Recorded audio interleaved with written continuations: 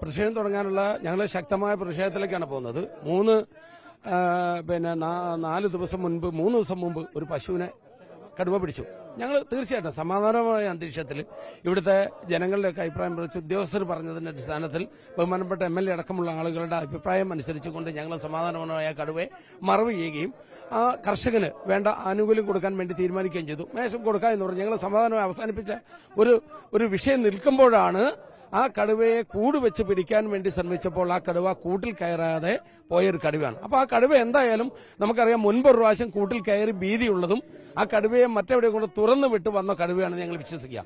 അതുകൊണ്ട് ആ കടുവയാണ് കൂട്ടിൽ കയറില്ല എന്ന് ഉറപ്പാണ്. കാരണം അതിനുശേഷമാണ് ഇന്നലെ രാത്രി 3 പശുക്കളെ ബെന്നി അടക്കമുള്ള ആളുകളുടെ സാബുവിന്റെ അടക്കമുള്ള 3 പശുക്കളെ കടുവ പിടിക്കുന്നത്. അപ്പോൾ ഒരു കാരണവശാലും ആ കടുവ ഇനി നമുക്ക് കൂട് വെച്ച് പിടിക്കാൻ കഴിയില്ല. ഇത് ഒരു തർക്കവും വേണ്ട. ഇത് ജനങ്ങളുടെ അടുത്തേക്ക് കടന്നു വരും എന്നുള്ള കാര്യം ഒരു തർക്കവും വേണ്ട. കാരണം ഭീതി പൂണ്ട് നടക്കുന്ന ഒരു കടുവയാണത്. ആ കടുവ ജനങ്ങളെ ആക്രമിക്കും എന്നുള്ളൊരു സംശയം വേണ്ട. കാരണം കൂട്ടിൽ കയറി സുരക്ഷിതമായ കൂട്ടിൽ കയറി പശുക്കളെ പിടിച്ചിട്ടുണ്ടെങ്കിൽ അത് മനുഷ്യന്റെ നേരെ ആക്രമണമായി വരും എന്നുള്ള തർക്കം വേണ്ട. ആ ഒരു സാഹചര്യത്തിലേക്ക് തള്ളിവിടാതെ അടിയന്തരമായി ആ കടുവയെ മയക്കിവിടി വെച്ച് പിടിച്ചു കൊണ്ടുപോകുന്നതിനുള്ള ഓർഡർ ഇവിടെ ഞങ്ങളുടെ കയ്യിൽ കിട്ടാതെ ഈ സമരവുമായി ഇവിടുത്തെ ജനങ്ങൾ ഞങ്ങൾ സർവകക്ഷി സമരവുമായി പോകുന്നത്. ഞങ്ങൾ ആരും ഇവിടുന്ന് എഴുന്നേറ്റ് പോകില്ല.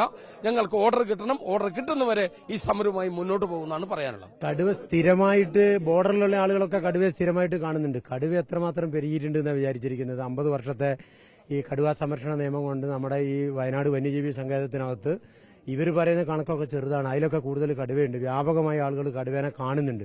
പലരും അത് പുറത്തു പറയാനായിട്ടാണ്. കടുവ ഇതൊന്നുമല്ല. കടുവ ഇഷ്ടം പോലെ ഉണ്ട്, വ്യാപകമായിട്ടുണ്ട്. വയനാട്ടിലെ പ്രദേശത്തിന് ഉൾക്കൊള്ളാൻ കഴിയാവുന്ന കൂടുതൽ കടുവയുണ്ട്.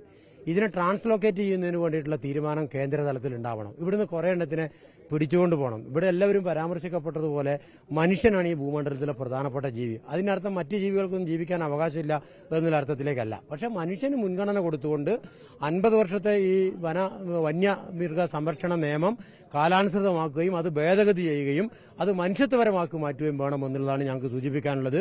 ഈ പ്രത്യേക ഇഷ്യൂവിനകത്ത് ഈ കടുവയെ മയക്കുവെടി വെച്ച് പിടിക്കുന്നതിനുള്ള ഉത്തരവ് അടിയന്തരമായിട്ട് ഇറങ്ങേണ്ടതായിട്ടുണ്ട്. വയനാട്ടിൽ ഈ വന്യജീവി സംഘർഷം ഇങ്ങനെ നിലനിൽക്കുന്ന സ്ഥലത്ത് ഈ മറ്റ് ജില്ലകളിലെ ഉദ്യോഗസ്ഥന്മാർക്ക് ചുമതല കൊടുത്താൽ പോരാ. കർഷകർ ഐക്യകണ്ഠേന പറയുന്നത് ഇവിടെ സൗത്ത് വയനാട് DFO സ്ഥിരം പോസ്റ്റ് ഉണ്ടാവണം, ചേതലയത്ത് റേഞ്ചർ സ്ഥിരം പോസ്റ്റ് ഉണ്ടാവണം.